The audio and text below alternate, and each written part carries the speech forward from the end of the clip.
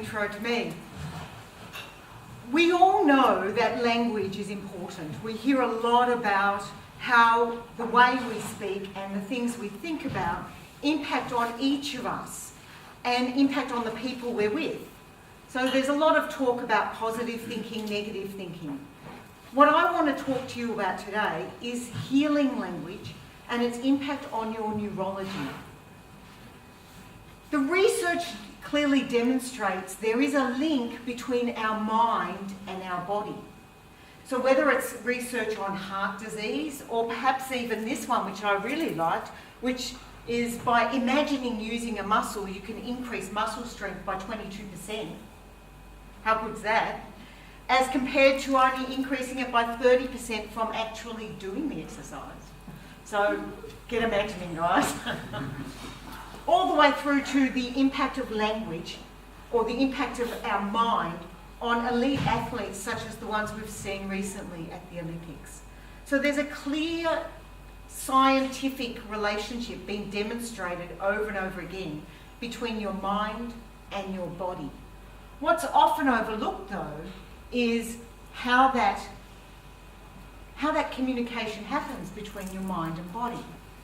Now, the way that we communicate between mind and body depends on our language. And I want you to think about language for a moment as something broader than the words you say.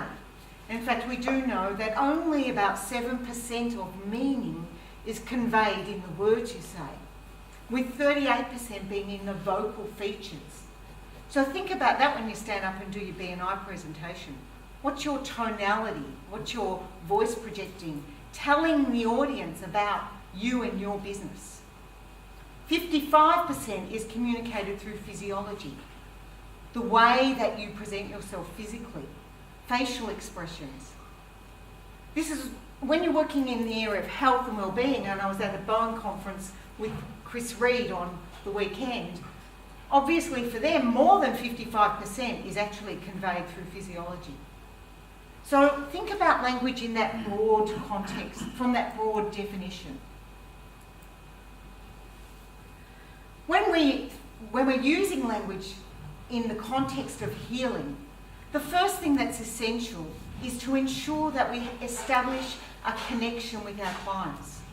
So there you really want to make sure you've got rapport. The next thing that's really important is that you listen to your clients. And it's not just listening to the words they're saying. It's reflective listening. You want to be hearing what they're saying and hearing the meaning of what they're saying as well. And reflecting it back to them to check that your interpretation is accurate. It does represent their experience.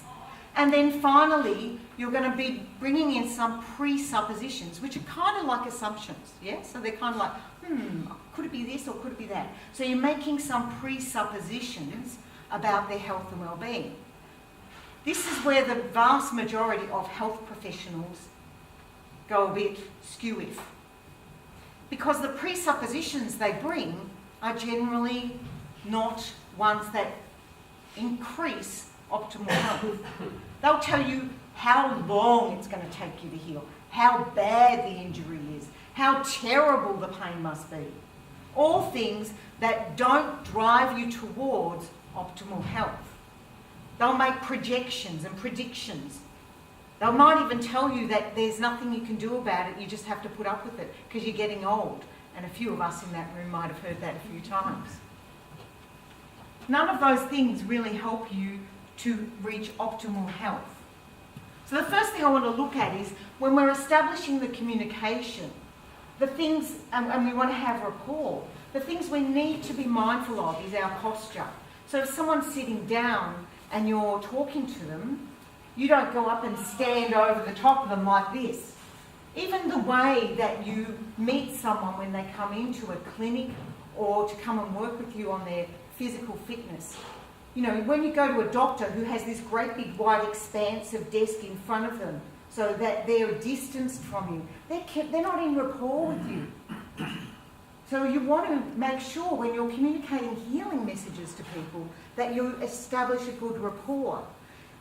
Now, facial expressions, obviously you don't want someone who's there going, like that while you're getting a message about your health, because that's certainly going to put the fear of God in you. And your breathing even can be sending your clients a message. If you're panting, they might want to leave the room, might not feel too comfortable being there with you. So really thinking about how am I establishing rapport with my clients? What are the key words my clients use? What are the things they say over and over and over again? You know, some people, before they make a major point, always say, actually. Have you ever noticed that? Not so, so when you want to make the main point back, you might say, actually, to them.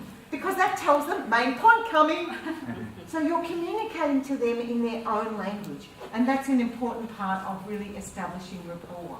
The next part is the reflective listening. So there you're calibrating the client. You're watching them. When I say something to them, what's their response? Is it, oh my God, what do you mean? Or is it more relaxed? Is it something they understand? You're watching for colour of their skin. You're watching for gestures and smiles.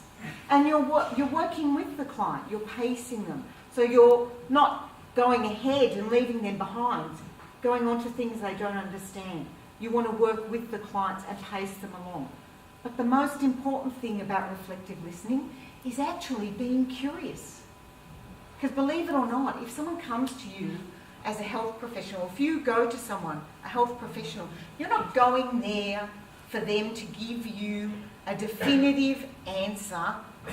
If that definitive answer doesn't serve you, you want them to be curious. How is the experience for you?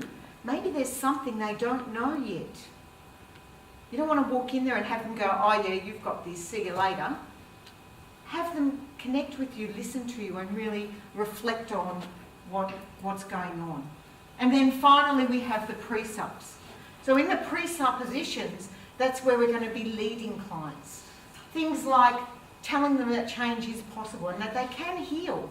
Now it's to their optimal health level, yeah? I'm not saying they're going to be 20 again, but it's to their optimal health level. So when I work with health professionals, I want them to learn the language to lead their clients down this path of health and healing. You want to reframe some beliefs. You want to say healing has already started. Just feel the difference when I say to you, if you get better versus when you get better. Yeah? Or when someone comes in and says nothing's improved, and you just add to the end of that sentence, yet. You've suddenly created a possibility that when they arrived didn't exist. So really be mindful of the language you're using when you're communicating with health professionals, and listen to the language they're using with you. If you've got a health professional who's constantly telling you how bad it's going to be, how it's not going to work, how you're not going to heal, it might be time for you to upgrade your health professional. Get someone who's interested in you achieving optimal health and well-being. And I can't see the timing cards, are there? Sorry. Almost at this one. Great, thank you. It, I think. So this slide gives you there's lots and lots of ways that you can use healing language, and obviously that's the training that I do with professionals, so we're not going into that level of detail today.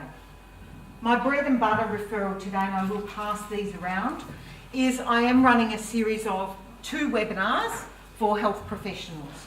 And those 2 webinars are to look at healing language and dive into some of the specifics that they're confronting as clients come to see them. So if you have a naturopath or a homeopath or a Bowen therapist or a psychologist or an osteopath or a chiropractor that you're seeing, please invite them to come and join these webinars. They're free. And my cream referral is people who want to do NLP.